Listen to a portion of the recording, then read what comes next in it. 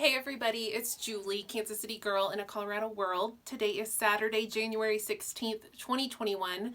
I think in my last video or the video before, for some reason I said it was like February when it was December, and I really don't know why. It's January, Saturday, the 16th. 2021. This is Flosstube number 73. It's only been just a smidge over 2 weeks since I last filmed an update. I filmed on December 30th, but it feels like it's been 3 or 4 weeks. I feel like I have so much to show you, and I just feel like it's been forever, but it really hasn't. And I thought I better film because there's so much. So I think I'm going to switch up the order a little bit today because I'm kind of excited about some stuff coming up. So I kind of want to talk about plans a little bit before I show you. I have one finished, just one, and I've worked on a lot of things. But I'm excited about some upcoming plans. So for 2021, I made a goal just for myself with my friend Victor, who is like everybody's Flosstube cheerleader.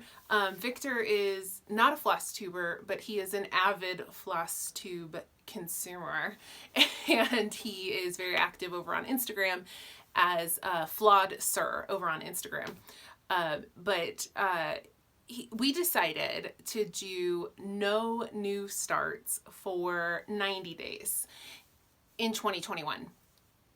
We were definitely inspired by the people who are trying to do no new starts for the whole year, but like, I know I can't do that. I just know I can't. So I thought, you know what, 90 days, 3 months, that is much more of a realistic goal for me. Like it's a stretch. It's going to be a little difficult, but it's not impossible. So we decided together that we would not do any starts for 90 days. But we also didn't go like super crazy with trying to start a million things like before January 1st. But I definitely did start a few things. So I have a few exceptions, and that's kind of leading into plans. My first exception is my birthday. My birthday is January 29th. And as my friend Amy, who is Gable's Stitcher on Instagram and on Flosstube, as Amy says, the exception to any like cross stitch challenge or goal is your birthday. She said you always get like a free start on your birthday. So when I told her, you know, that I was going to try to do no starts for 90 days, and she's like, yeah, but you're going to start something on your birthday. And I was like, no, I don't know. I don't think so. And she's like, no, you're going to start something on your birthday. And I was like, we'll see. And as it turns out, Amy is correct. I want to start something on my birthday. I'm sorry, I forgot to take this out of the package earlier. So I am going to allow myself this new start on my birthday, January 29th. But other than that, I'm trying not to start anything for 90 days. But there are more exceptions. We'll talk about those in a second. But I am going to start Bella Filipina Bellatrix. This is by the company Bella Filipina.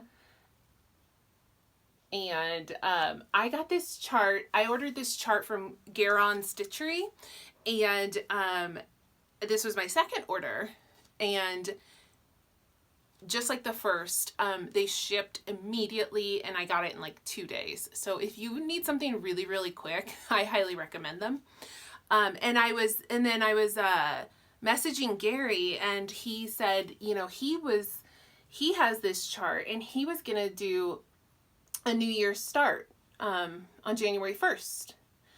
And I told him that I was gonna do a start on my birthday, and he was like, you know what, I'm gonna wait and I will start this with you on your birthday. So on January 29th, Gary's going to start, and I'm sorry, it's Gary from the Sunshine Stitchers, who owns and runs Stitchery and Garon Toten Bags with his partner, with his husband, Ronnie.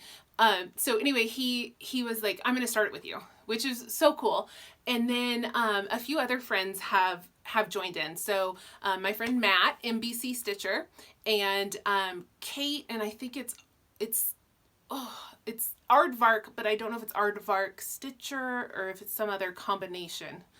But they're in also for January 29th to start Bellatrix. So if anybody out there is already working on her and wants to stitch on her on January 29th or wants to start her on January 29th, that would be super awesome. And I'm going to keep it simple with the hashtag. And I'm just going to call, I think the hashtag I settled on is Bellatrix Birthday Sal. So if you want to join in, I picked, so I also got this fabric in the same order, and I just wanted the fabric, and then I thought, oh, that might work perfectly for Bellatrix. So this is Extra Design Witchy Pink. It's a 32 count. And one side is more, I feel like one side is more pink than the other. Maybe this side. I can't tell from here. No, maybe it's the other side. Anyway, I'll figure out which side to start her on. But this is the fabric I'm going to start her on. I'm doing all the called for floss and all that, except I am going to change her skin because I don't know why every pretty lady in cross stitch has to be like Snow White. And I'm sorry about the ring light glare. I'm still trying to figure that out. I got this new light set up and used it in my last video, and many of you commented on how good my hair looked. Something about that light, like, did my hair some favors. It doesn't actually look that good, I swear. But what I can't figure out about this ring light is the glare. I'm still trying to figure that out. So anyway, where I was going, sorry, tangent. Why are all these ladies so white? I still don't get it. I'll be changing her skin tone to something else. Hashtag diversity and inclusion Sal. Hashtag representation matters Sal. Let's see some different skin tones in our cross stitch. I think that would be nice. So that was my first exception. My other exception is just one other exception. Well, okay, that's a lie. There's two other exceptions, but let me find it in here. These are not in order. Here it is. Okay, so the other exception is Fat Quarter Shop asked me if I would like to join in this stitch along in honor of Black History Month, and this is called Stronger Together. It started actually as a quilt, and then they took the quilt and made a cross stitch. So this is what the quilt looks like. And they turned that same design into a cross stitch. And so this is for Black History Month, which is in February, and I really did want to participate. And so this is my one other new start that I'm allowing myself, and I don't know exactly when I'm going to start it, maybe February 1st, but this is my other exception. And I will be changing the colors. So, and I also bought the quilt. So Fat Quarter Shop sent me this pattern because I said I would like to join in the stitch along with them. But then I went and bought the quilt pattern because all of the proceeds from the quilt and the cross stitch pattern are going to the United Negro College Fund. And so I still wanted to like support that. So I went, and I wanted to make the quilt. So I went and bought the quilt pattern. But I will be changing the colors because why not? The colors don't have a super significant meaning. Fat Quarter Shop did talk about this on one of their videos, not their Flosstube cross stitch video, but like their regular Fat Quarter Shop, more like quilting oriented videos. But they talked about the symbolism behind this. The quilt is primarily inspired by Harriet Tubman. And so this block in quilting is the North Star. And so that represents, of course, Harriet Tubman and other escaped enslaved people using the North Star to guide their flight north to escape slavery. So that's the North Star. These are flying geese, which just represent their flight north. And there was, I forget exactly how they explained how this, it's something about interlocking blocks and like a community and like the community of people that aided slaves in their escape. So I know a lot of people have been asking about like the meaning and the symbolism to the quilt. So I didn't explain it super well or eloquently, but I wanted to give you guys a little bit of background about that. But then for the colors, a little less symbolism there.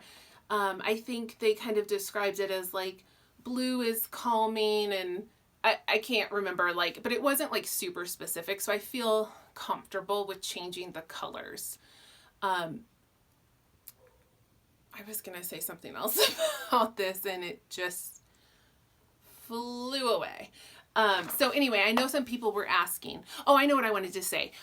The way they got these colors for the quilt is they were doing a Ruby Star Society fabric line by a black designer, Rashida Coleman, I believe is her name.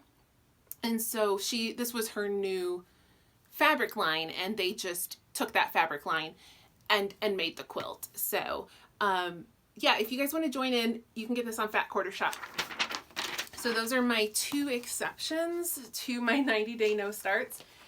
And I know some of you are now going to laugh out loud when I say there is one more exception to my 90-day no new starts. I know I'm starting to sound a little ridiculous, but I still think, I mean, I really, for 90 days, I'm not going to start anything except for the Stronger Together pattern, the Bellatrix pattern, and then the only other thing I'm allowed to start is if I design something myself and I need to model stitch it to release it. That can be a new start as well. So that is it. That is it. That's all my new starts. Okay, so finishes. Oh, wait, one other plan. Sorry, one last thing for plans, because I wanted to talk about that first, because why not? So on Inauguration Day, January 20th, next week, cannot wait, I will be joining Carla, Rolodex Stitcher, and a ton of other people for an Inauguration Day Stitch Along. I believe the hashtag is just Inauguration Day SAL, something like that. I'll double check and I'll put it below.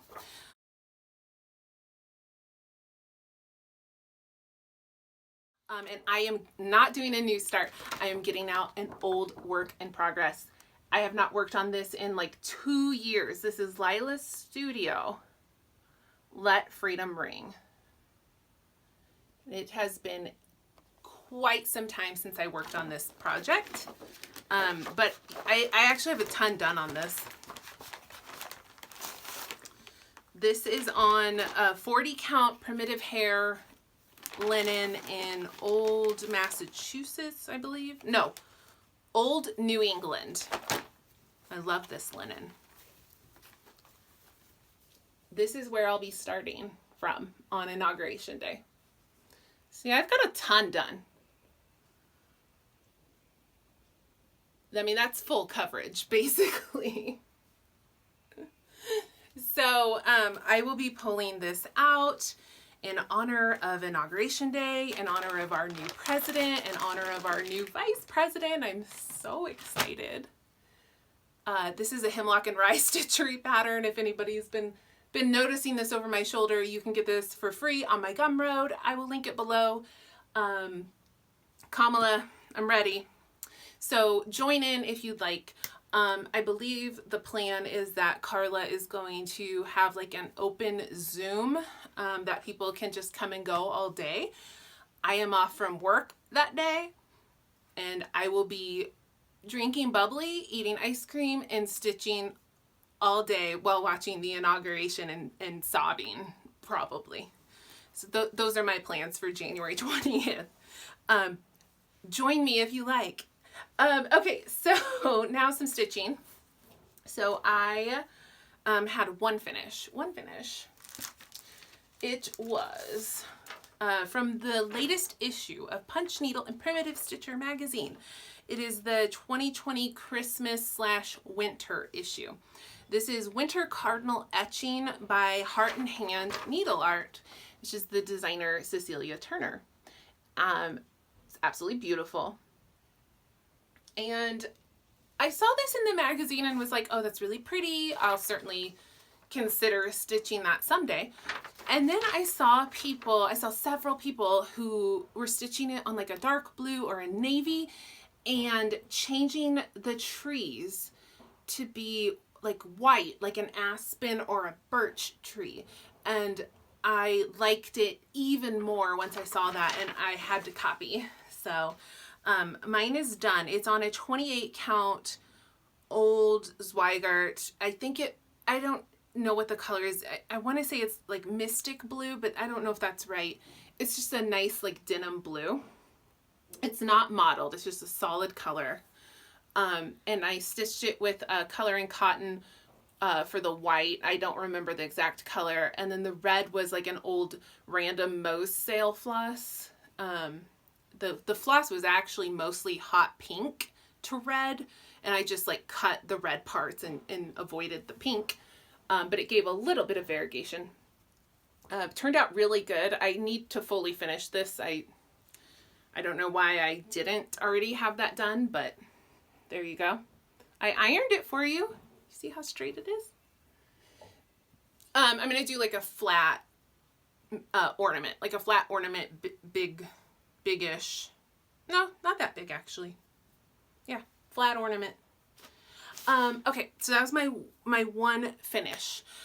So my works in progress include a couple of new starts. So in preparation for my 90 days of no new starts, I needed to get a few things started before the new year.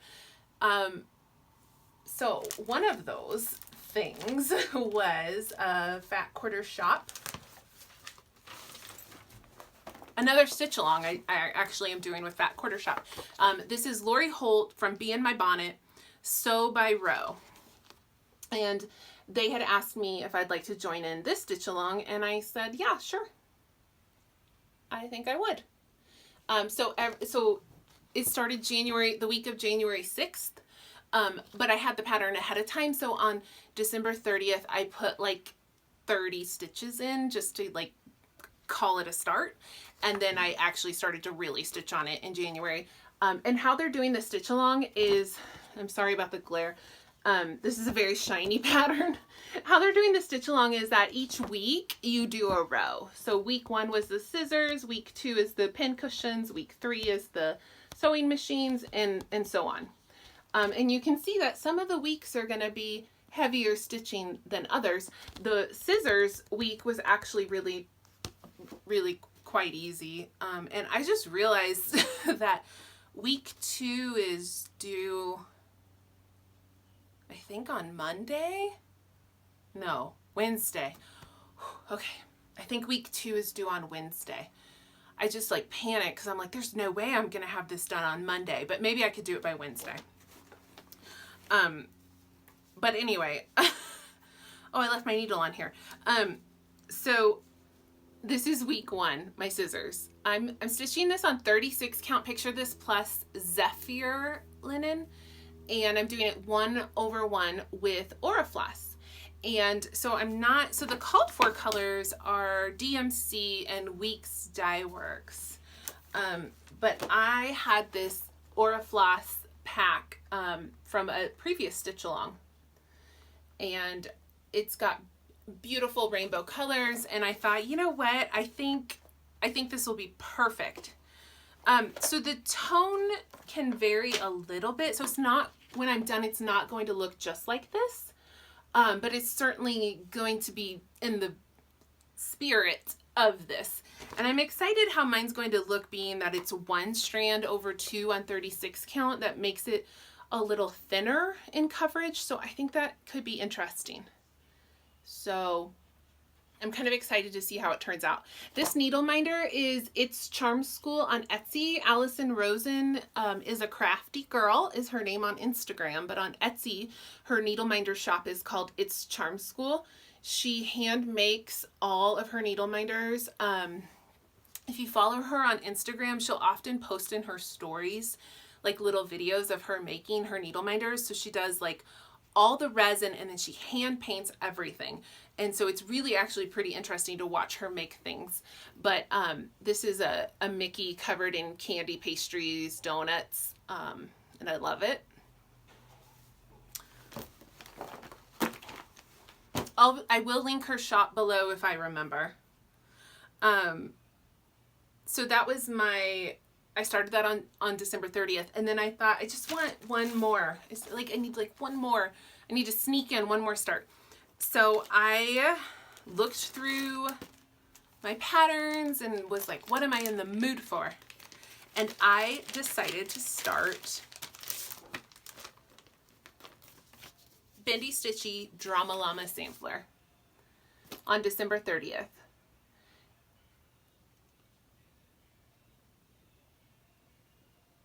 I hope that's not like out of focus for you guys. I can't really tell from here.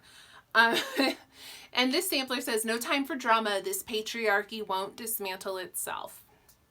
So I was inadvertently channeling my friend Noah Stitches on Flosstube and Instagram. I went and looked through my stash. This sampler is only two colors, a navy and a hunter green. And I had those two colors, not the called for, but colors I felt, would work. These are actually color and cottons. I've got Glory Blue and Forest for my blue and my green.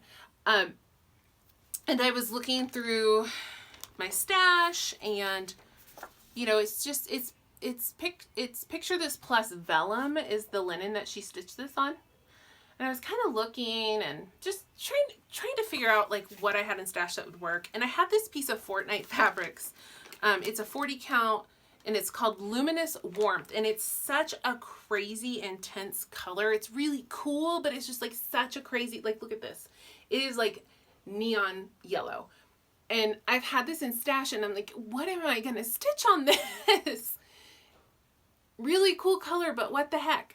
And I started to think about it and I'm like, I think actually this could work. And I did the floss toss and I was like, yeah, I think that could work. So this was only like an hour or two. I started the Drama Llama sampler. But the reason I said I was channeling Noah was because I had forgotten that he stitched his Drama Llama sampler on the same exact fabric. So he used a different floss, obviously, but we are going to be twinning when I finally finish this because he has finished his. It's not actually that much stitching. Like it's not like humongous. So, I mean, I could theoretically finish this. So that was my last start that I squeaked in. But the other thing I needed to do was Modern Folk Embroidery is hosting a 2021 stitch along, and their stitch alongs are not mysteries. You know what the pattern is going to look like ahead of time. However, you only get like a piece of the pattern every month, so you can't just buy the whole pattern. So it's not a mystery stitch along, but it is a stitch along. And when I saw it, I was immediately like, yep, I need that. And so I had hoped that I could start it on New Year's Eve and like sneak in that start. And I thought, well, Modern Folk Embroidery is in Europe. They're ahead of us. Maybe it'll get released like 10 p.m. my time or something like that, where I can like sneak in that New Year's Eve start. But then I actually ended up not being able to stitch on New Year's Eve. So I was like, it's fine. I'll just start it January 1st. And then I'll start my 90 days of no new starts after that. So, I had hoped not to have a January 1st, 2021 start, but it's fine. It's not that big of a deal. And it worked out better for me, like in terms of having more time to stitch on it on New Year's Day. And as it turns out, the email did not hit my inbox until 3 a.m.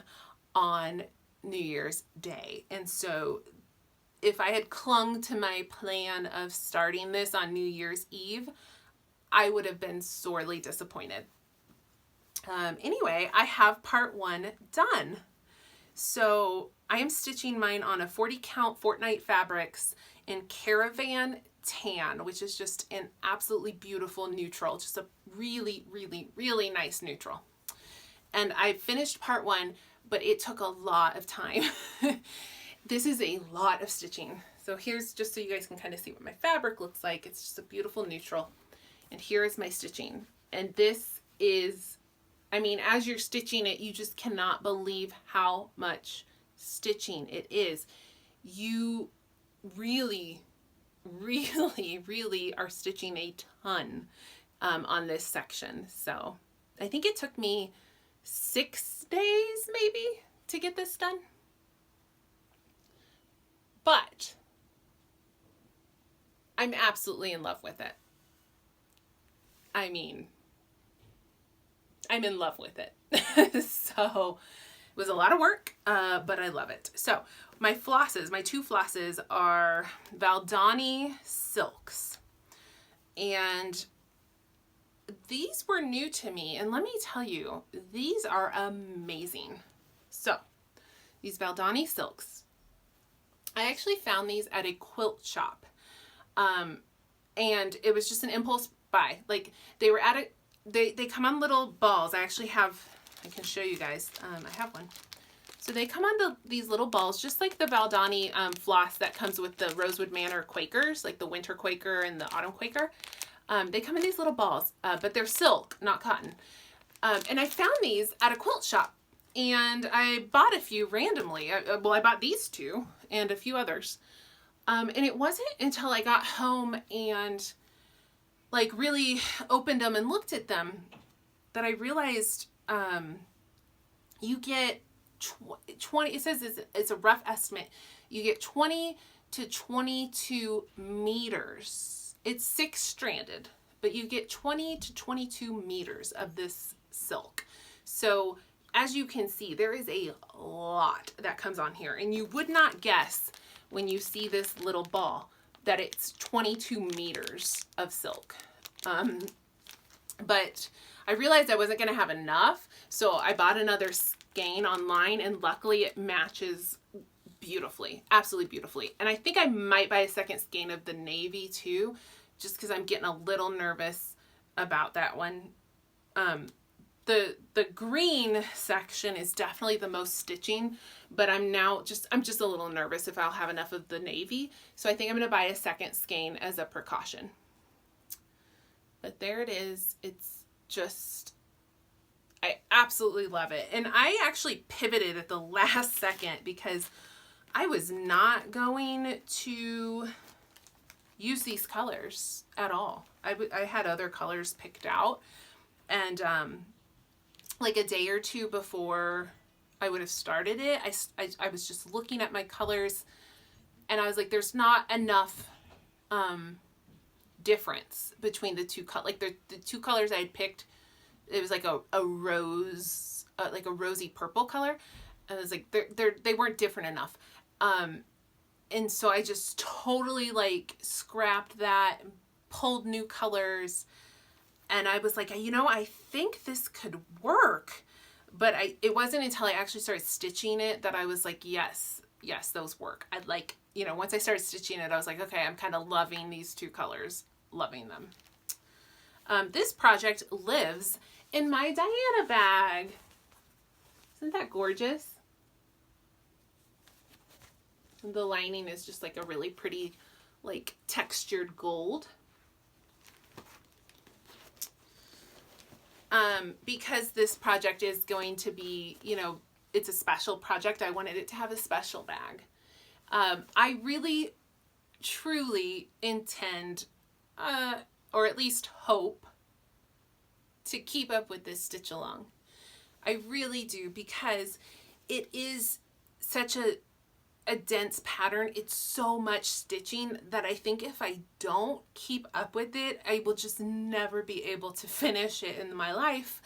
And so I think if I am willing to commit 6 days or whatever it is every month in this year, then I'll have this beautiful, amazing finish at the end of the year. And it will be worth it. And the momentum of everybody else stitching it and of each part being released every month will like hopefully keep me going. So I'm really, really, really, really gonna try, to keep up with this project in 2021. So those were all my new starts. So the other stitch along that I have been working on is the Autumn Lane Stitchery Dark Queen of the Sea. This stitch along started in October, and will finish, I believe, in October of this year. And this is another one that I'm trying to keep up with, and I've been doing a really, really good job. And I am not done with January's section, but I'm close. So this is on 32 count Under the Sea fabric in Bewitched. This is fabric that is specifically dyed for this stitch along. And this month's section is all of this seaweed, which is, I've done all of this, and then there's a little, I shouldn't say a little, there's still like 1,000 stitches left. It goes up through here, so there's some more seaweed up here. But wow. I've actually been keeping up with her. So this is, I think this is part 5. 1, 2, 3, 4, 5. Yeah, this is part 5, and I will have this done in a day or two. So I'm keeping up with her so far. I've got a little bone to pick with the designer, Aaron, at Autumn Lane Stitchery, and his wife, Cassandra, who model stitches, because, so part 4 was her hair and her face, and it was a lot of stitching, and it was really intense. I mean, look at her though. She's gorgeous and amazing. Like, she was fun to stitch, but it was a lot of stitching, and I was like, oh my God, like, can you guys go easy on us for the next section? Because like, this was so intense. And Cassandra was like, don't worry, we got you, girl. Like, the next section is going to be like way easier. Like, it'll be a breather. So I was like, cool. Okay, good. Like, January's going to be like light stitching. But now that I'm stitching this, I actually think January is more stitching than any other section we've done so far. So I'm not sure why they lied to me, but I will forgive them because it is absolutely gorgeous. I just can't. I mean, she's so pretty. Oh, she's so pretty. So I am going to keep up with her as well, because she is also so much stitching that if I don't keep up with her, I don't know if I'll ever finish her. So I'm trying, instead of, you know, trying to say I'm going to keep up with like a million stitch alongs, I'm just saying I want to keep up with those two, Dark Queen and Modern Folk Embroidery.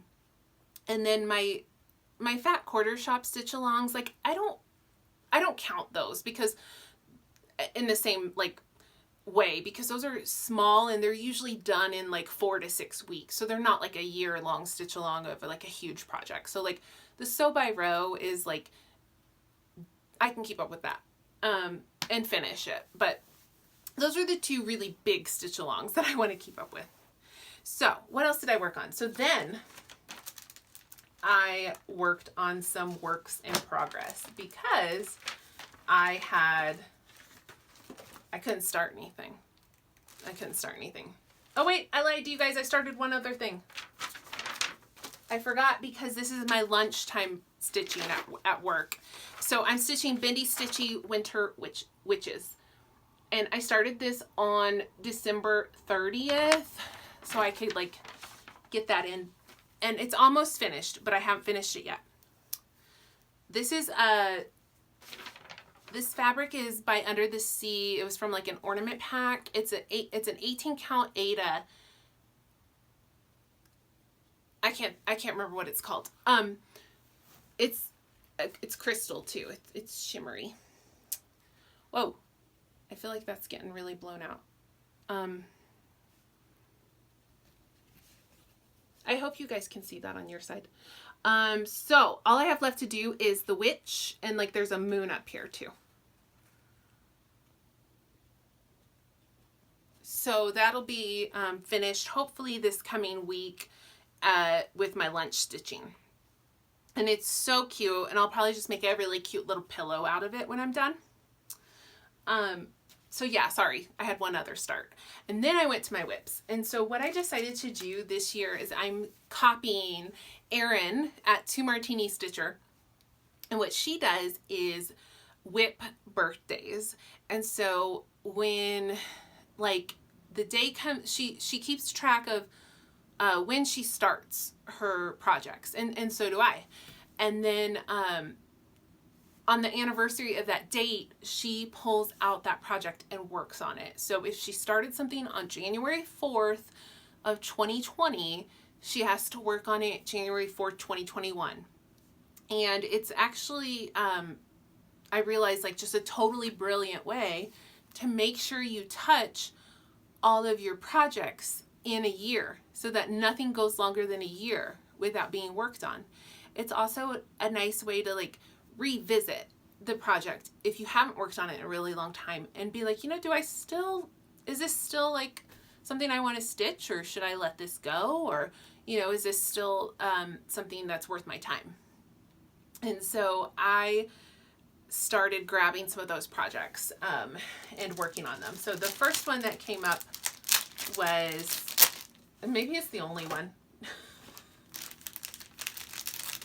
Okay.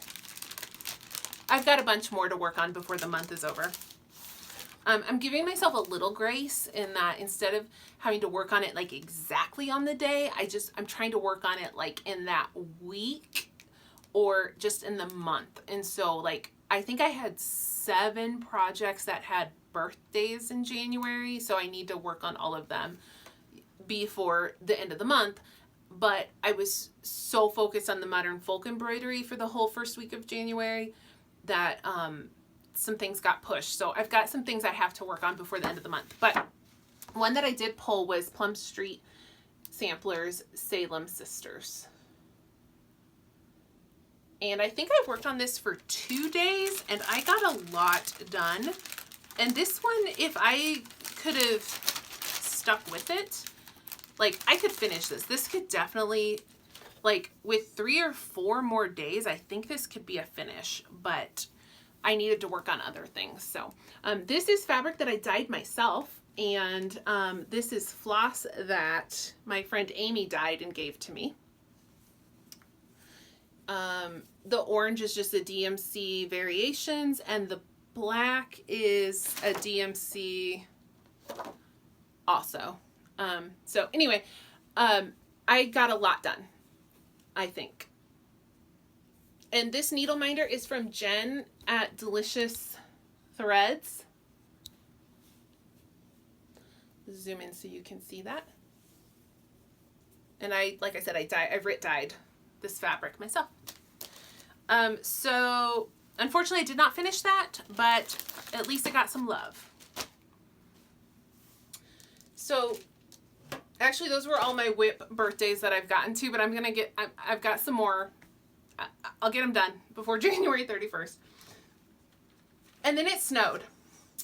So I got out my Mirabilia Santa's Magic. This is my snow project. Whenever it snows, I get him out and give him some love. So this is what he's going to look like. He is very big, very big. And I started in the middle, which is like right here. So I think I got a ton done on him. I believe I gave him 2 days. I believe I gave him 2 days because it snowed twice. He's on the called for fabric, which I think is a Witchelt Desert Sand, a 32 count Desert Sand linen by Witchelt. It's a really pretty gold color. And like I said, I think I got a ton done on Santa. And there's a ton of Krynic on Santa. So I did like all this Krynic in here. I did a bunch of confetti in here. I did all of this white in the beard. Yeah. But he's big. He's a big boy. I haven't gotten to his skin yet, but I am definitely changing Santa's skin. We don't need... He actually doesn't have that much skin showing. Santa doesn't have to be white. Like, he doesn't have to be. Someone who watched my video, like, got really upset when I said that I was going to make Santa black. Like, she was really upset, and not like in a hateful way or like a really mean way. She was just like, but Santa is white. And I was like, Santa is fictional. Like, he doesn't have to be white. He could be any color. So anyway, Santa ain't gonna be white when I'm done with him. All right. One last work in progress. And then we will move on to acquired things, mostly purchases. So this work in progress did not have a birthday this month. This was a very impromptu project to pull out because one of my stitchy friends made a post that she had experienced a loss, and it's not my story to tell. Like, if you need to know more about it, you can go to her Instagram. So her name is Holly. She is Stitchy Pros on Instagram, and she used to do floss tubes, but she hasn't done one in a really long time.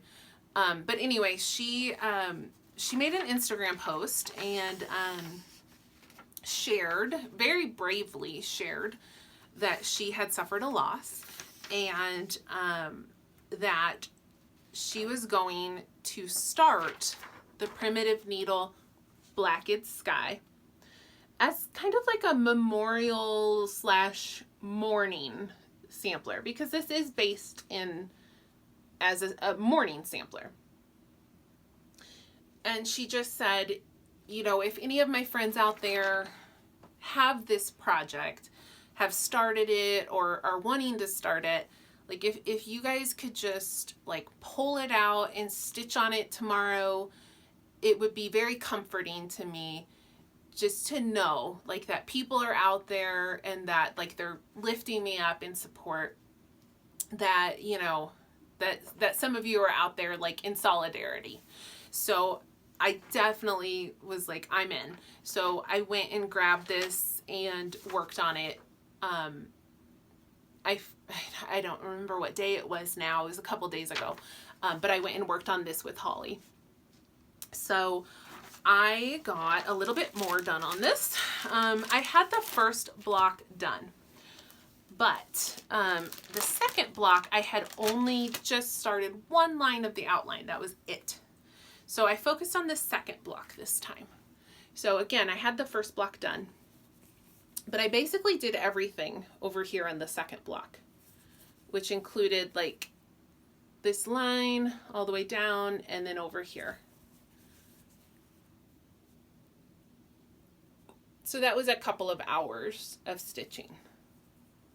I am doing stitching mine on 36 count Extrude Design Cinnamon Roll is the color. I've got a very tight margin, I know. And I am subbing the floss. Like the floss, the called for flosses are Pure Palette Soy Luster Silks, which I believe you actually can get, but I didn't want to try to figure it out, so I'm just subbing in colors. And that's where I'm at. And I love this piece, and I believe I had started it in October, so I probably wouldn't have been pulling it out anytime soon, but you know, so I'm actually kind of thankful that I got a chance to work on that a little sooner than I probably would have. Okay, so that was all of my stitching. I'm looking at my list to make sure I didn't miss anything. So now I have haul and acquisitions. So my friend Betsy sent me this floss ring, which is amazing. So she made these, you know, floss tags herself, but she asked me for a picture of Lincoln, and I didn't know why. I didn't know why she was asking. And she made a little charm of my baby. Look at him, he's so cute. And there's a cute little turtle. I don't know if you can see that. There's a cute little turtle charm too. So she made me this really cool floss ring, which is amazing. She said she might sell these eventually, but I don't know if she's like dead set on that yet. So that was a gift from Betsy. And then, oh, I bought, so Forbidden Fiber Company was a yarn dyer, and then they started to dye floss. And I heard about them from Michelle, Bendy Stitchy, Garrett, Coffee Stitcher. Those were the two people I heard talking about them initially. And then I believe it was over like New Year's, maybe it was after. Anyway, they had a sale. So their floss was actually really, really reasonable during the sale. I bought more than this. These are just some of the skeins, because the rest of the skeins are in the other room with some fabric for me to start a model stitch tonight for a new design. And I actually did mean to bring those in and show them to you, but I forgot, and I'm not going to get them now. So I think I bought 20 skeins. So they're really nice. I would say they feel, I haven't stitched with them yet, but to me, they feel similar to a color in cotton in terms of like, well, the feel of them, and also like the shading, like the variegation in the floss. Like, it's subtle, but it's there. It's not like you can't see it, but it's not super over the top either. They're very nice. And a few of them are more variegated than others, but they're really pretty. I'm really actually excited about this red. It's called Brick. It's just really, really, really pretty. So they had really, really fast shipping. So even though they were having this big sale, I think I ordered on Saturday and they shipped it on Monday. So I haven't stitched with them yet, but I think they're going to be like a new favorite. So I got that. And then another thing I blame Garrett Coffee Stitcher for is my new obsession with Mary Englebrite. Mary Englebrite was really super popular, I believe, in the 90s. I was a little too young to be very aware of her at that point. So I kind of missed out on that. I think my mom like must have had some Mary Englebrite decor. She must have. But anyway, I kind of like missed the boat on Mary Englebrite. And then Garrett Coffee Stitcher started, like, over the summer, he would just occasionally like repost some of her art. And I was like, this is really cool. And I went to her profile and I started following her, and she's really, really cool. And she designs cross stitch, or well, she takes her art and makes it into cross stitch. And I went to her website, and this pattern is just so pretty that I needed it. And it was very reasonable. I think it was $6 maybe. and she shipped super fast. So I got this pattern, and then I got a card because I love this print. It says, "I myself am strange and unusual," which is Lydia from Beetlejuice. And it's a blank card on the inside. So Mary Englebrite does like her fun, colorful, cutesy stuff. And then she does a line called Ingledark, which is like more sarcastic and twisty. And there's some really cool stuff over at that part of her website. And then I got a pin. It's called "No is a Complete Sentence." And I bought that to make it into a needle minder. And then I also got 2 t-shirts, but those shipped separately like a few days later because I think she actually like prints those to, like when they're ordered, then she prints them. So those are coming. Probably I'll get those like Monday. So that was my Mary Englebrite order. When I went to order my Valdani silk for my modern folk embroidery, I didn't want to just order like one floss. I just felt like I needed to order more for that. So I grabbed this Dimensions kit that I've been meaning to pick up for a while. This is Star Wars. This one is Luke and Darth Vader. I apologize for the glare, but I haven't opened this yet, so I'm not going to open it like just for the video. But I have another one of these, and but I really wanted this one. This is honestly not that much stitching, and I know some of you like are laughing because don't we always tell ourselves that? Like we're like, oh no, that's not very much stitching really. But it truly is not very much stitching. The Star Wars is just single stitches, like they're not thick. And then almost all of the seam is a half stitch. I hope that's in focus for you. But those are like half stitches. It's honestly not that much stitching. And what first like clued me off, when I bought it, I didn't even realize that because online you couldn't really see all that. I didn't know those were just going to be half stitches. But when I got it, I was like, I turned it over and I'm like, is that going to be enough floss? Like, it's not very much floss. Truly, like quite a small amount of floss. And then that's what made me like flip it over and look closer. And I'm like, oh, it really isn't that much stitching. And that's why it's not that much floss. So I think if I can't start it anytime soon, but I think when I start this, like I could actually like potentially finish that in my lifetime. It's not that big. Okay, what else did I get? Oh, so Liz Matthews was having a sale. I think it was over Christmas, New Year's maybe. On her Etsy shop. So I picked up a few like patterns that I just hadn't acquired yet because truth be told, like I want every single Hello from Liz Matthews pattern that exists, like every single one. And so I'm slowly acquiring all of them. So I grabbed Old Lang Syne. Old Lang Syne. I can sing it, but I can't say it. Grab that. I grabbed Second Day of Christmas because I didn't realize I didn't own it. Like I thought I had bought this already, but I looked through my stash and I hadn't. So I had the first day and the third day, but I'd never actually had bought the second day. So I grabbed that.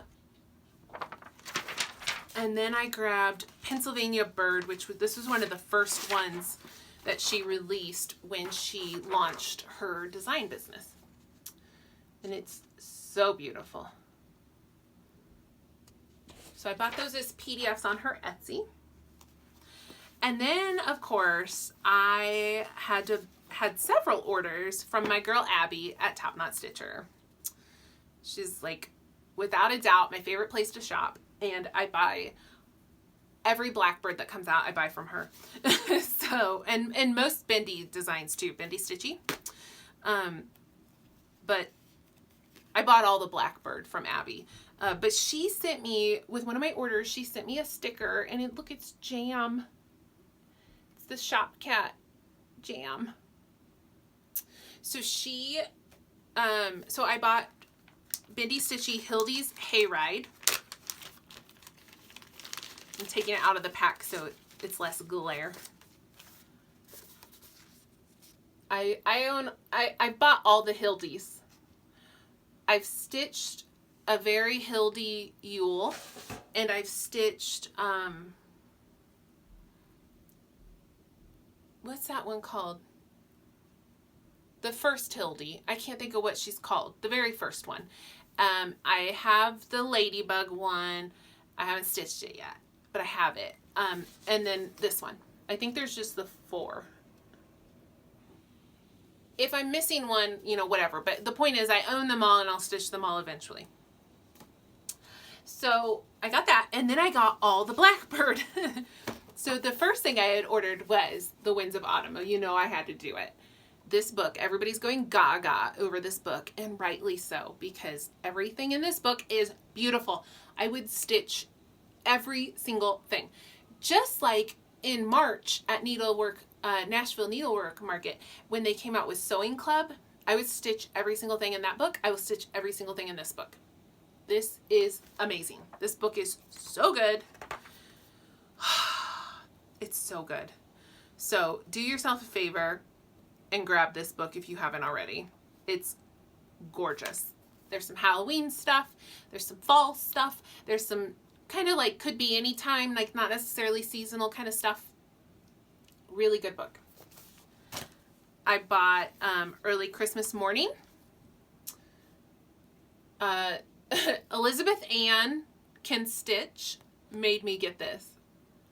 It was not on my radar. Not because I didn't like it. Like I somehow had missed it. Like I had literally, when they released it, I missed it entirely. And then she was stitching on it, and I was like, what is that? So I went and grabbed that. She's finished it. I got My Heart Can Rest. This had come out a while ago, and I kind of waffled on it. And then I just got like kind of nervous and just bought it. I like panic. I just panicked and bought like everything. I did. The Bells on Christmas Day. This is another book. I believe I would stitch everything in this book as well. And this was one that I was just kind of like, had been meaning to buy and meaning to buy and meaning to buy, and I had just never buckled down and bought it, so I finally did. There's some really pretty stuff in here. And then lastly, this is a new release. This is Blackbird Designs Christmas Rose. It's very pretty. And it's not terribly large. It is 115 by 151. It's not very big. So this is actually like something that could be finished in this lifetime. Okay, and then the last thing I bought was Thread Sewer on Etsy. Released this pattern called Acorn and Oak Sampler. And I'm super into the Gothic alphabet, so I had to have that. So maybe I can start that this fall. And then I think that's everything. Oh, I wanted to show you guys. I didn't buy these because they're free, but I wanted to show you guys so you can get them if you like. Fat Quarter Shop released these printables, these PDF printables. They're free on their website, and they're just monthly calendar, but they're colorful. They're colorful and they're cute.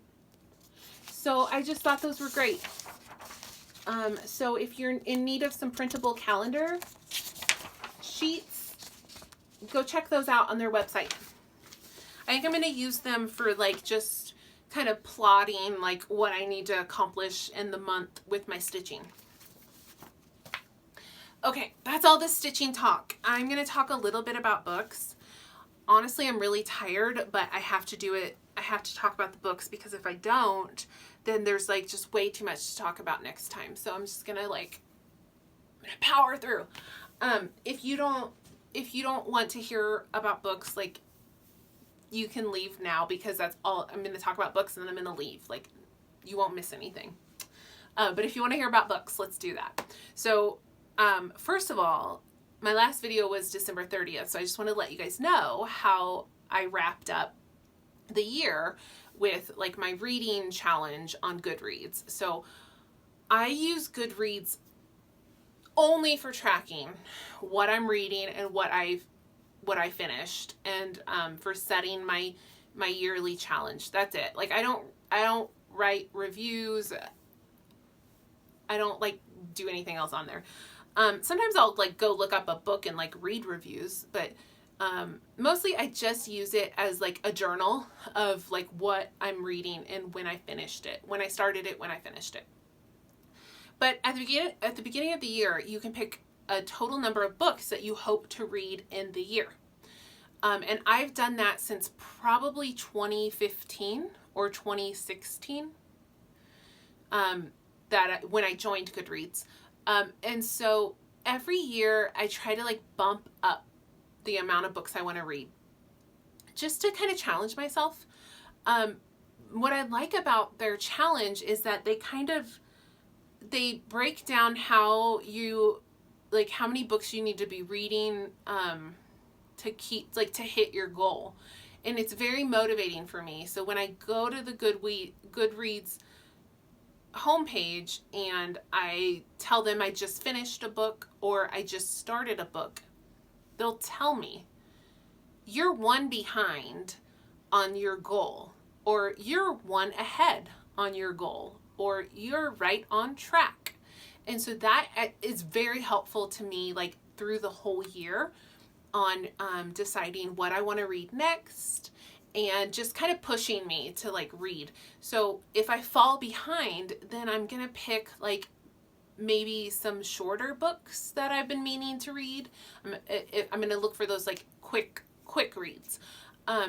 If I'm 2 books ahead of my challenge, then I can grab one of those really big, like huge, long books, and spend a few more days reading that. So it's very motivating for me, and that's mostly how I use Goodreads. That said, I set my goal in 2020. I wanted to read 80 books because I believe in 2019 my goal had been 75, and I think I finished the year at like 76. So I just tried to add a few more books just to bump it up. So my goal was 80, and I read 81 books. So I met my goal. And then my goal for 2021 is 85 books. So I bumped it up a little bit just to challenge myself. I'm definitely at a point where I feel like I can't really read a whole lot more than I do. So I think 5 books might not sound like a lot over the course of a whole year, but it could be a little bit of a reach for me, but we will see. We'll see what happens.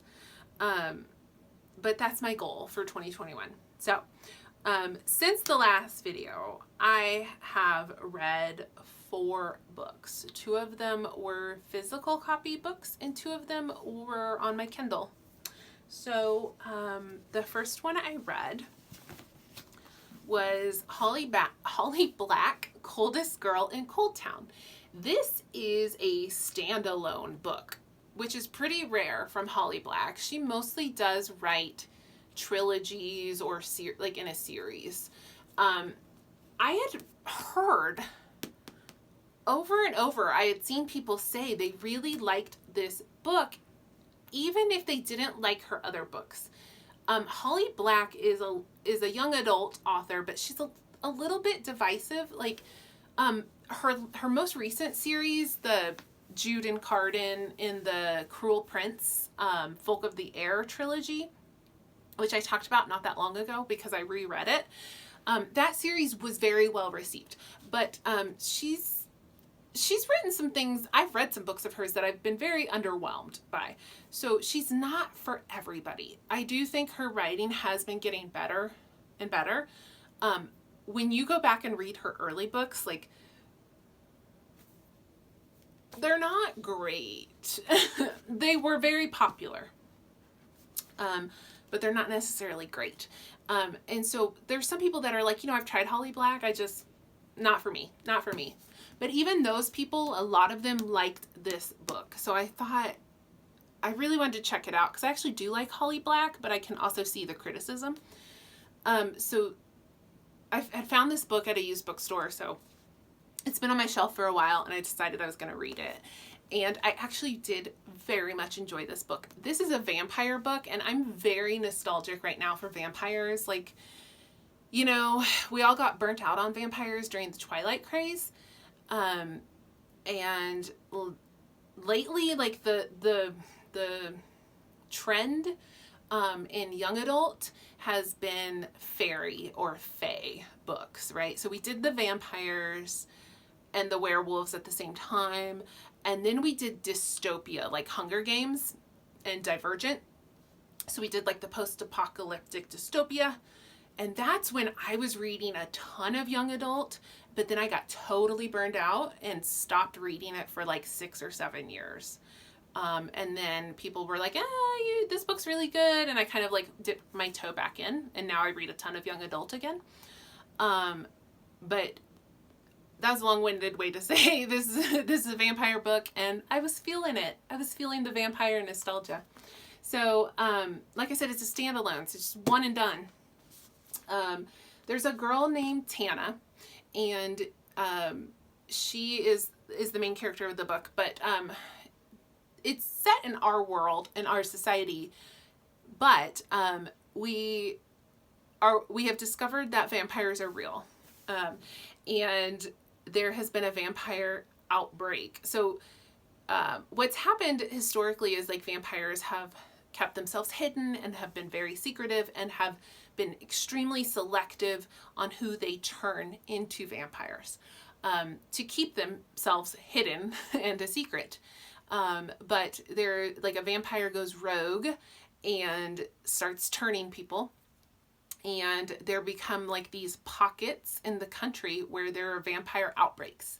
And so what the United States government does to control the outbreaks is they actually like quarantine parts of the city where people are infected, and they build walls, and they build, Jesus, that light just kicked on and I don't know why. Sorry guys. I'm blinded. I don't know how that looked on your end. Oh, okay. Anyway, so they have built these walled cities within cities, and they are vampire like towns basically. And I know this all, like, you're probably thinking this doesn't make any sense, but they do explain it in the book in a way that really does make sense. It does. Actually, I was really, really impressed by the world building, by how she does like explain how this happened and how we're dealing with it. And it was very detailed and thought out. I was really impressed. But basically what happens is some people were just stuck in like the quarantine zones. Like, they were just living their lives, and like these walls went up overnight to contain the outbreak. And there were innocent, uninfected people who were stuck in these cold towns. They're called cold towns, the quarantine towns. But then there are people who go there willingly because they want to be turned into a vampire so that they can be immortal. But the thing is, like, the vampires are really super duper selective, and they don't just turn anybody. It's actually really hard to get one of them, to convince one of them to turn you into a vampire, because you're competition for them, for the blood supply. So what happens is people go in willingly, and they're basically like blood donors, in hopes of gaining the favor of a vampire, in hopes of being turned. And they become like kind of just these like morally bankrupt little like cities where there's no police, there's no, you know, regulation, anything goes. And the government is like, just as long as you stay in there, like, do what you want. We don't care. And they just have like raves and parties. And this girl finds herself needing to enter Cold Town for a certain reason. And the story kind of goes from there. And there's a vampire, and there's a love romance thing, and, you know, there's like a bad vampire that they have to fight, and, you know, all the kind of predictable like tropes. But like I said, it was really, the world building was really fleshed out and detailed, and that kept me very intrigued. And then Holly Black does write her vampires the way I like, which is like dark and twisty, not, you know, Twilight got a lot of criticism for a lot of reasons, but one of the big ones was that they were such like neutered versions of vampires, like just lacking all of like the darkness that makes vampires so compelling. And in this story, you know, you get all that. So, you know, you get like the dark, sexy, seductive vampire. It was great. I loved it. It was really fun. I do recommend this if you like vampire stories, I guess. It is a young adult, I guess you would call it fantasy. It's not, is it fantasy? Or is it just young adult paranormal? I don't even know what you categorize this as, but Holly Black is a young adult writer. Then I read, I will insert a picture.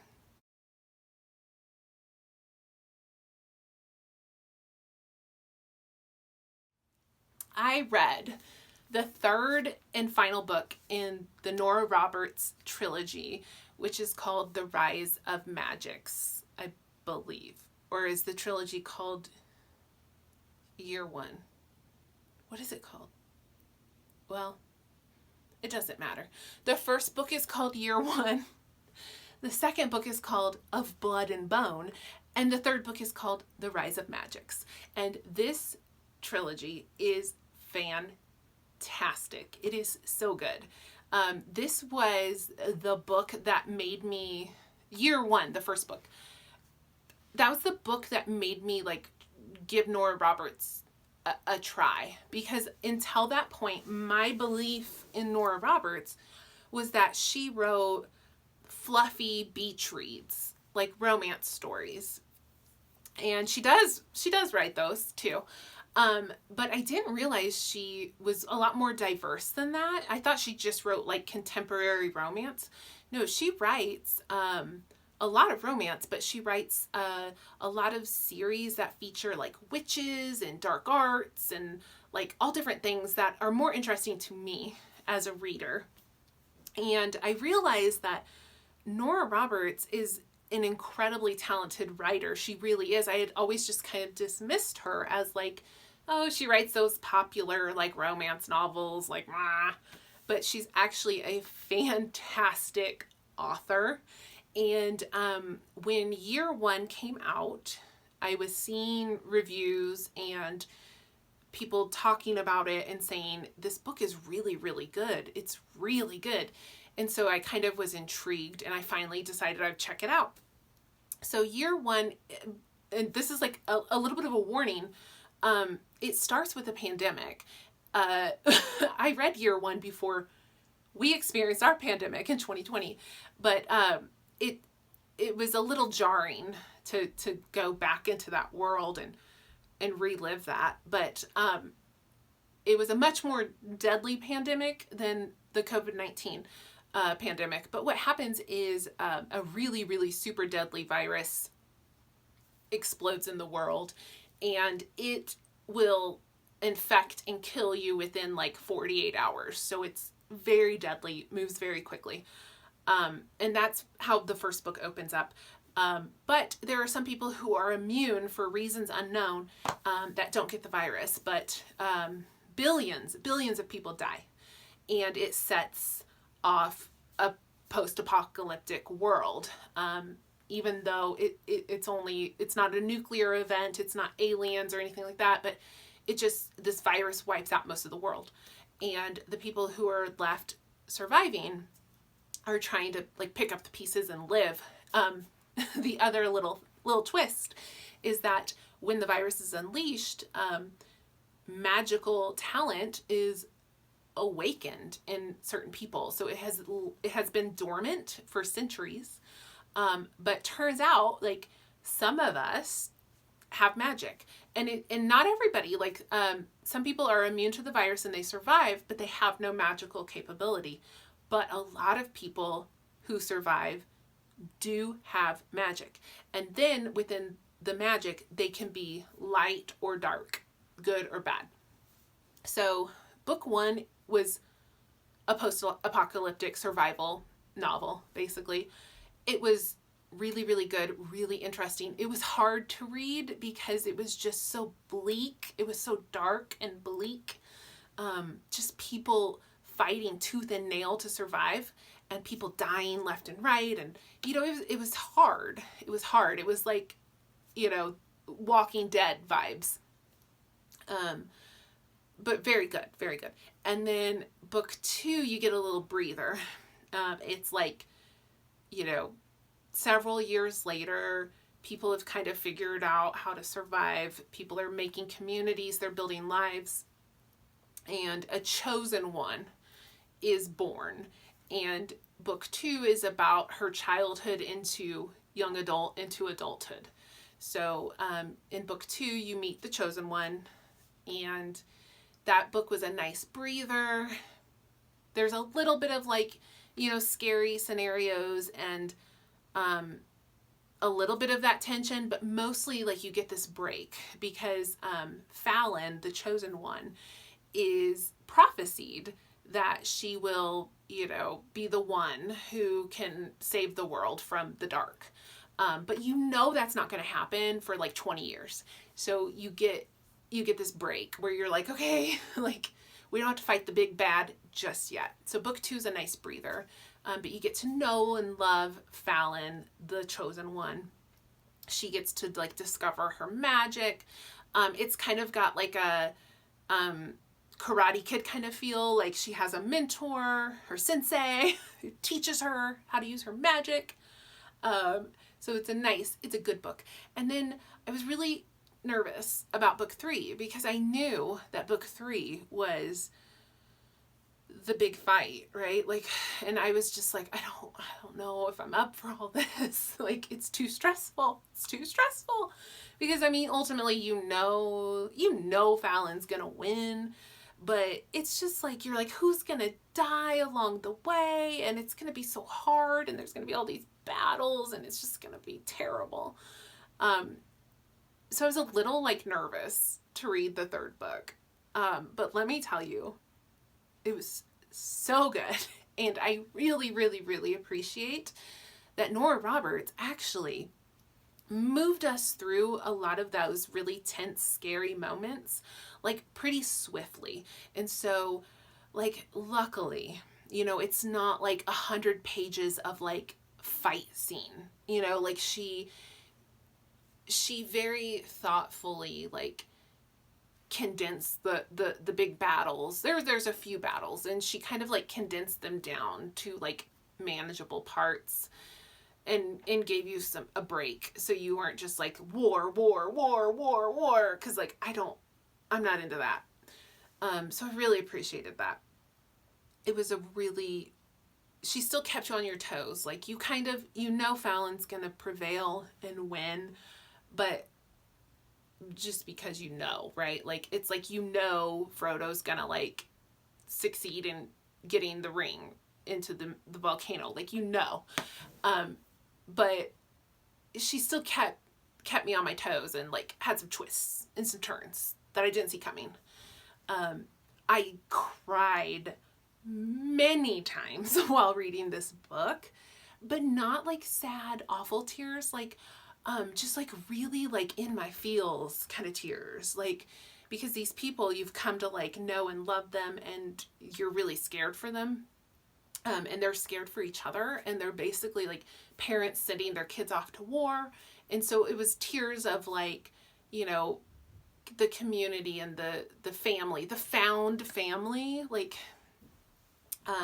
there's a scene where these two people who you meet in book 1 who go found like a community together, and now it's 20 years later, and one of them tells the other, I'll look after your children like they're my own. You know, like it was, I was just like, oh my God. Like, just like laying in bed in the dark, just sobbing. You know, just like stuff like that. It was just really heart-wrenching, but really, really good. It was really good. I love this trilogy. It's hard. It's certainly a trilogy that I recommend, but with the warning that it's tough. Like there are parts that are just really, really tough and really bleak. It gets really bleak. I almost didn't continue the series after the first book because it was so bleak. But it redeemed itself. It was totally worth it. It was great. It was really good. The other book I read was Ruthless Gods by Emily Duncan. So this is book 2 in what will be a trilogy. The third book, I believe, comes out in April. So the first book is called Wicked Saints, and this book is called Ruthless Gods. This book is probably going to be really, really difficult to talk about without like spoiling it, or it's hard to talk about. I did like the first book a lot, and I like this book a lot. The first book was this author's very first book, her debut novel, and you could tell it was really good. I actually very much enjoy her writing style, but you could just tell it was a little unpolished. I do feel like she's gotten much better as a writer with book 2. But this series is a young adult fantasy, but it's kind of rooted in like a Russian Slavic folklore, with some, you know, invented elements, but some of that Russian folklore makes its way in. So there are 2 countries at war with each other. One country follows the old gods, and they're very devout and religious. They have monasteries, they pray, they're a very religious people, but they follow like 20 gods. And then the other country are like heathens. They're sacrilegious. They don't believe in the gods. They don't worship the gods, and they use blood magic. And the 2 countries are at war. And then what happens in the books is that people from both countries kind of are thrown together. There's love and romance and friendships, and kind of like, the trope in this book is enemies to lovers, and it's very interesting because a lot of enemies to lovers is like, okay, like enemies to lovers is Darcy and Elizabeth Bennet from Pride and Prejudice, right? Like they meet, there's a misunderstanding, they don't hit it off, and that's their enemies to lovers, but they're not really enemies. You know, they're like, it's like dislike to lovers. This is actually enemies to lovers. Like they want to kill each other and then become lovers. But also like, it's such a fascinating, like psychological, like study, because through the first book and the second book, even though they're falling for each other and they do love each other, like they still are like, I need to kill him. Like, ooh, I don't want to, but I'm gonna have to. So it's really interesting because that tension like does not ever go away. It's not like, okay, I love you now and everything's sunshine and rainbows. Like, it's like, I have feelings for you. I still need to kill you. So it's like just super dark and twisted. It's really interesting. I really enjoyed it. It's not like a 5-star for me. It's like a 4.5 star. But I was buddy reading this with my friend Andrea. She is on Instagram and Flosstube as the Stitchy Bookworm, but she hasn't filmed a video in a long time. But she's still on Instagram. And we just like are pretty much always buddy reading something. And, you know, several times I was like, this book is so goth. It's like Hot Topic in a book. It's just so, it's so funny. But, and I don't know if it's, I should back up there. I haven't been in a Hot Topic in like 5 years. I don't know what's going on in Hot Topic anymore, but I'm saying like early 2000s Hot Topic, that's this book. So it's just so like, there's like this scene where it's like a goth dungeon, basically. I mean, like, it's so goth, and I was living for it. I was loving it. So it's weird, it's dark, it's twisty. It's not going to be for everyone, but I really enjoyed it. I loved the enemies to lovers trope in this novel. I really enjoyed it. I would recommend. The last book I read, I'm so excited to talk about this because I know some of you, if you've made it this far, I know some of you are going to have some thoughts about this one. I read the first book in the Bridgerton series. So you've all seen the show came out on Netflix on Christmas Day called Bridgerton. And probably like most of you, I was like, heck yeah, that looks right up my alley. I'm in. Sign me up. And I was all set to like sit down and binge watch it. And then Jennifer, Whistle Stop Stitcher, posted something about the books and having read the books. And I was like, oh, record scratch, hold up. Wait. This show is based on books? Oh no, I have to read the book first. That's my rule. Like, I know some of you like understand this. When a book is made into a movie or a TV show, I have to read the book first. So I was like, okay, I can't watch this show yet. I need to read this book. Let me go check at the library. Oh, I'm number 143 on the wait list. Okay, yeah, I guess I'm gonna have to buy this book. So I bought the book from Amazon for my Kindle. And so the first book is called The Duke and I. I will insert a picture here.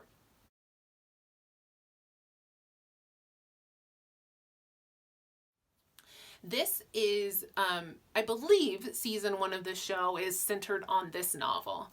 I have watched 3 episodes of the 8, so I don't know if it goes beyond the first novel. I don't know yet, but so far it's the first novel. So this is a historical romance. I love this genre actually quite a lot. I don't talk about it on this channel a lot, but I do read a lot of historical romance in the past. Not as much recently though. Maybe that's why I haven't talked about it a whole lot. But in the past I've read a ton of historical romance. So for me, these are really quick reads. Don't take them too seriously. Just have some fun with it, right? They're not gonna change your life. They're just fun, easy reads. I call them brain candy. I like to read these kind of books in between really heavy, serious books, actually, like as a nice little break. But historical romance as a genre can be really, really problematic. Like there can be some very problematic tropes that occur, like possessive males, weird consent issues, like anti-feminism kind of stuff. Just it can be a problematic genre. And this book, I was really into it at first. It wasn't problematic at all. It was fun. A lot of witty banter. And then something happened about like 80% through, and I just can't get over it. So this is a spoiler if you haven't read the book or seen the show. You might want to like check out now. This is the last thing I'm talking about. I'm only going to talk about this a little bit and then I'm done. So if you don't want to be spoiled, just stop. But, okay, so the characters in the show, right? And the book, Daphne and Simon. So Daphne is this sweet, innocent girl who's having her debut in society. And Simon is a duke who has been away for many years. He's returned to town. He's mysterious. Nobody knows anything about him. He's gorgeous, you know, whatever. So he shows up. And hijinks ensue and they fall in love. Everything's going fine. They have this witty back and forth. It's really cute. And then, I like, how do I even describe this? So one thing, at the beginning of the relationship, Simon has made it extremely clear to Daphne. He has repeated himself several times. I cannot have children. I will not have children. I cannot have children. She assumes that there's like something physical going on that he cannot have children. As it turns out, he doesn't have like a physical condition. He just doesn't want to have children. And he's been very clear with her about that. And he tells her like he doesn't want to marry her because he's like, I can't give you what you want. You want a family, like, so we can't get married. And she's like, you know what? I don't care. I'll give up kids. I want you. So they get married. Again, he's been explicitly clear with her that he does not want children. When she realizes like, oh, it's not that you can't have children, it's that you won't have children. Like when she kind of cottons on like, you're not sterile.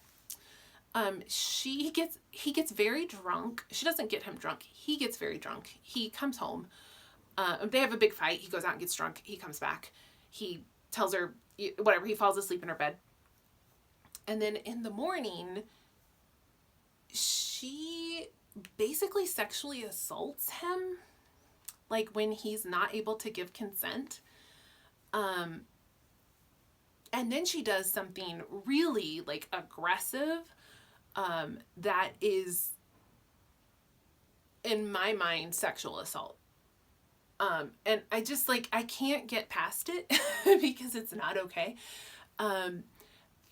I haven't gotten to that part in the show yet. And I asked Jennifer, who read the books, I'm like, oh my God, did they address this in the show? Like, or did they cut it out? Like, what did they? And she's like, no, it's in the show. But I think, I haven't watched that episode yet, but I think they maybe smooth it out a little bit and make it like a little less egregious as it was in the book. So I still need to watch that and make that opinion. But yeah, it was hard to read. And it's just, I think it's very telling about where we're at as a society, because I think when this book was written like 10 years ago, it probably wasn't that problematic to people. I think maybe like you read it and went like, that was kind of icky. But you know, there is definitely a double standard when it's consent or sexual assault, a woman on a man instead of a man on a woman. Like we judge differently.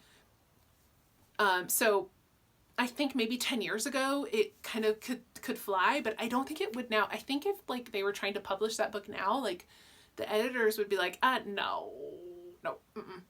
So it's interesting, like as society has become more educated about these things, like what we will and will not tolerate. If you've read the book, especially if you've read it recently, like let me know what you think. Or don't spoil the show. Like I still want to like watch the show and see how they handle it. But yeah, if you have some thoughts about that, because I really, really, really enjoyed the book until that. And like I couldn't get past it. And she is remorseful, but she really doesn't think she's wrong. And when I say she sexually assaulted him, what I mean is like she tried to force conception, right? Like she tried to get pregnant, and even though he's been explicitly clear that he does not want children. And so if the roles were reversed, like we would not be okay with that. If a woman said, I don't want a child, and a man like forced himself on her or manipulated her in a way, like if he replaced her pills, her birth control pills with like fake pills or so, poked a hole in the condom, like we wouldn't be okay with that. And that's kind of like what she did. And it was just so gross. It was so gross. And I I loved the book until that moment. And then he forgave her way too easily. I mean, like, he does leave her over it, but then he totally like crumbles and comes back to her and forgives her. And it was just really not cool. So that's my thoughts about The Duke and I and Bridgerton. I am going to finish the show and kind of see how they handle it. And I am going to read the second book just because I don't know. Why am I giving this author a pass for this? I don't know. Because I don't think she's a bad author or a bad person or whatever. I think, like, I don't know. I guess I'm still working through these thoughts. And I think that's why I need to read the next book, because I just need to kind of like, I still need to work through it, and I'm just going to read the second book and kind of see how I feel after that, and then I'll decide if I'm going to continue the series or not. I do very much enjoy the show. Thus far, I've watched 3 episodes, and the show is a little different than the books, but definitely in the spirit of the book. But they've made, some changes, new characters. They've adjusted some things, I'm sure, just for dramatic, tension on the show.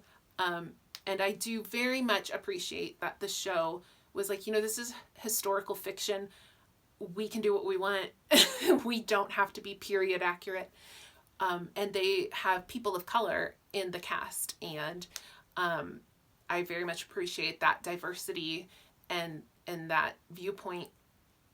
And maybe that's why I don't want to give up on it yet, because I want to applaud like the diversity.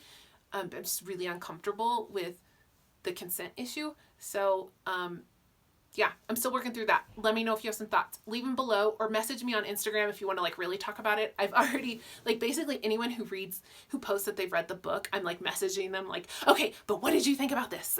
So I've talked to Sarah, Matt, Jennifer, and Amy about this, and I'm still not sure.